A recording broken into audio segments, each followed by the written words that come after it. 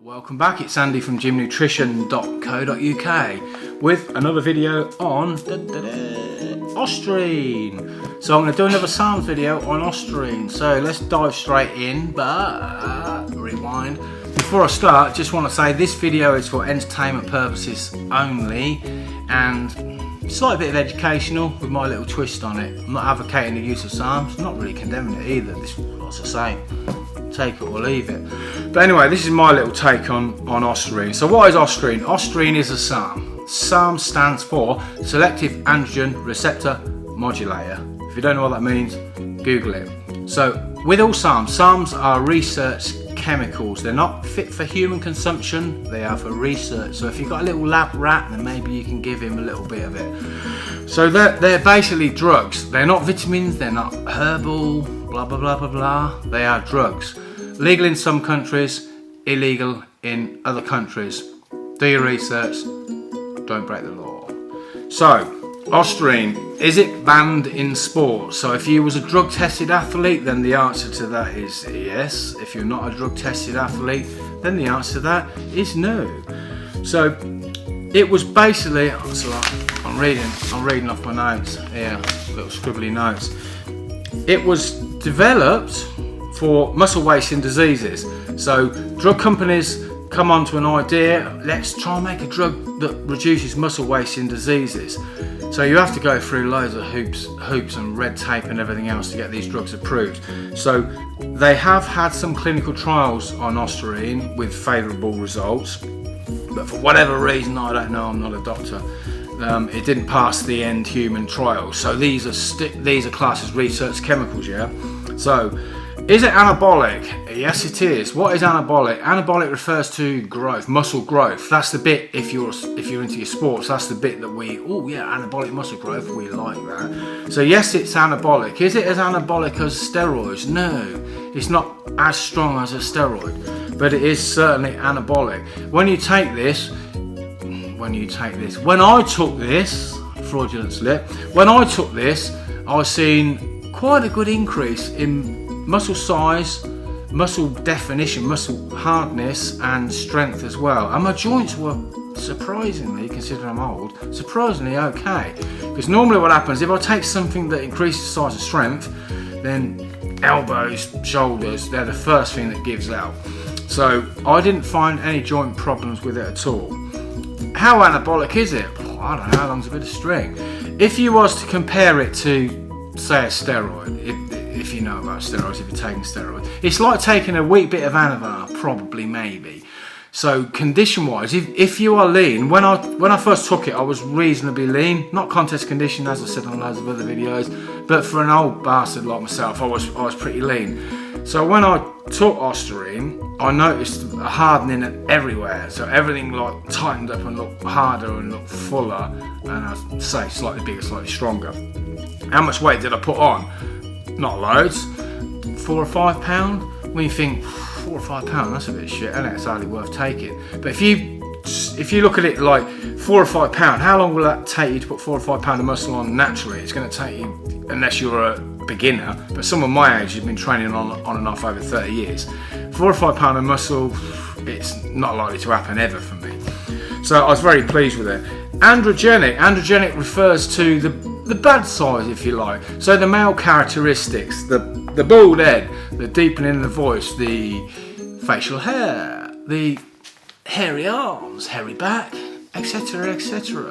They're considered to be the bits we don't want. We want the anabolic good bits, we don't want the androgenic bad bits. So is Ostarine androgenic?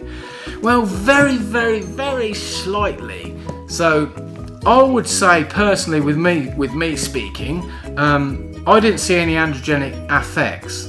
But then again, I wasn't on it for very long. I can't even remember how long. I know the first time I went on it was for 4 weeks only. So you're not going to see any androgenic effects from most things if you only take it for 4 weeks. If you took it for 4 months, then yeah, maybe a little bit. But it's very, very low in androgens. From what I've read on the internet, this is only what I've read on the internet, it's safe for women to take in tiny doses for not too long a period. So if that's the case, it's going to be very low androgens, because I haven't seen many women that have taken it that are walking around with a beard and going, talking like a man, if you know what I'm saying. So very low on androgenic. Estrogenic, this is female hormone. We don't want that as a man. We don't want female hormone. Why don't we want it? Female hormone can cause things like gynecomastia, commonly known as bitch tits. So you get the swelling of the nipples, etc., etc., added water retention's another thing with high estrogen. So it's not going to convert to estrogen. So if it was, then you would have the water retention. Like I say, when I take it, or when I took it the first time when I was lean, I didn't have any water retention at all, no visible water retention obviously. So I'm saying it's not got an estrogenic effect. Now, is it going to be the same with everybody with all these anabolic, androgenic, estrogenic effects? No, it's not, because if 100 people took it, there's always going to be one person out of that 100 that will have androgenic effects, won't have a great anabolic effect maybe, and they're going to have more estrogen and they're going to get gynecomastia symptoms from taking it. So there's always going to be that 1 in 100. As I said before, we're all different, so how are you going to know? Well, you're not going to know until you take it. But just be aware of these things can happen, but they're probably not going to happen. Bad bits, that is speaking. So I've already covered it's good for the joints. I have read a little bit because I didn't realise, when I first took Ostarine, I didn't realise the benefits from the joints. But after it, when I've read, Ostarine, it's kind of got a good effect on the joints. And I'm thinking, well, actually, my joints were pretty good when I was on Ostarine. So yeah, I think I felt that after the event. Now I've read about it. How good it is, again, time will tell, and we're all individual, as I keep saying. Now the half-life is around about 24 hours. So dosing wise, you only need to dose this stuff once a day.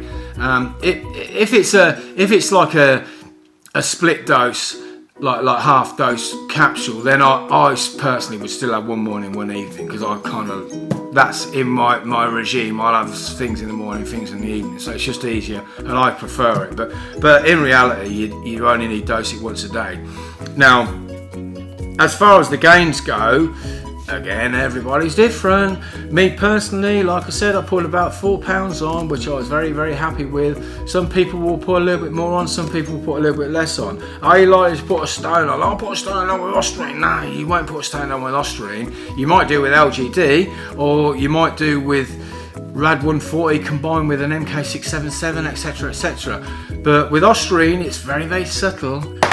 Toxicity. Is it safe? Is it toxic? Well, it's going to be safe, but maybe it might be slightly toxic. Again, you're not going to know, because there's always going to be that 1 in 100. So the chances are it's going to be safe. If you compare it with other things, if you know, eating crap food, smoking, drinking alcohol, if you was to take Ostarine basically every day for 10, 12 weeks, your liver enzyme, your liver is probably going to be still within normal range. Probably, you might be that 1 in 100 unlucky bastard, but it's probably going to be in normal range if you took it for 3 months. Now, if you go out on a heavy session of alcohol and or whatever drug of your choice is, if there is a drug of your choice, for 1 day, on a Saturday night you went out and you got absolutely hammered, the chances are your liver will be damaged. If you had a blood test a couple of days later, your liver will show up damaged from 1 night. Ostarine 12 weeks, probably fine. So there is a risk to everything in life, but the risk to taking Ostarine, in my personal humble opinion, is very, very low. So I don't worry about the toxicity side whatsoever, but you worry about it if you want to worry about it. Cholesterol. Does it raise cholesterol? Well, there can be a slight raise in cholesterol levels.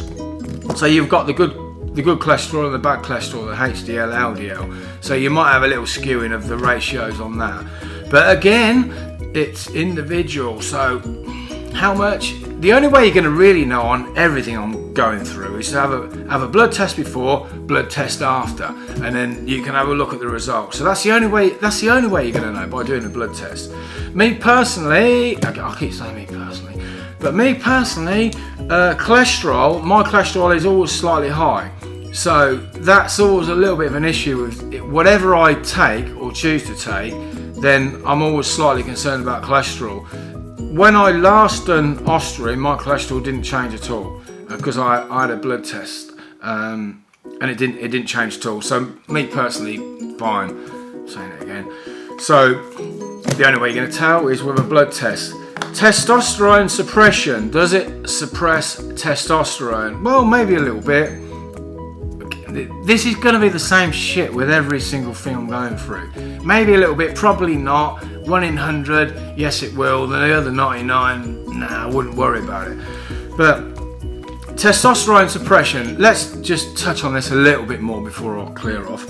Now, if you take the normal little dose of Ostarine for 4 weeks, then the amount of testosterone suppression from Ostarine you're going to get is minuscule, little, tiny.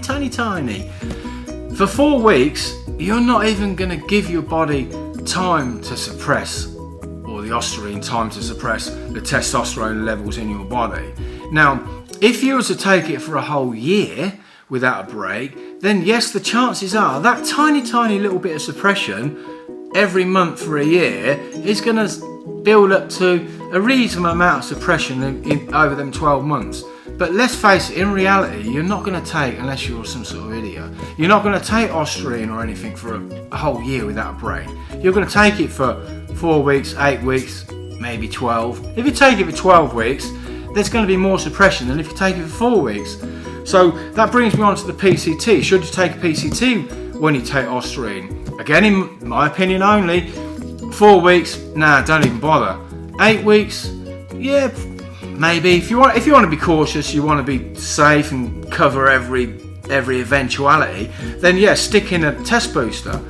I wouldn't go the whole hog after 8 weeks because, again, I don't think it's going to shut you down enough to warrant taking like a Clomid, a Rimidex, HCG, the whole shot caboodle after 8 weeks. So I'd probably just get a decent quality test booster, just one of the natural off-the-shelf ones. That's going to optimize your own natural testosterone levels, yeah, get everything running correctly. If you were to take it to 12, 16 weeks, then yes, you could argue the case for full-blown Clomid, Arimidex, HCG, blah blah blah, you know, meds type PCT that you would like a steroid PCT if you want to call it that. So yes, you could warrant the case for that. Me personally, I wouldn't run it for. I wouldn't run it for longer than 12 weeks anyway. I don't think I've run it for more than 8 weeks. So natural testosterone booster, I think's completely fine for 99 out of the 100. So that's pretty much all I want to say on Ostarine. So thank you very much for watching if you've managed to claw your way to the end of this video. And if you've got any questions or comments, leave them below. Please consider subbing to my channel and give me a little thumbs up or a thumbs down or whatever you want to do, yeah? And when I think of another video, I'll be back, so stay tuned.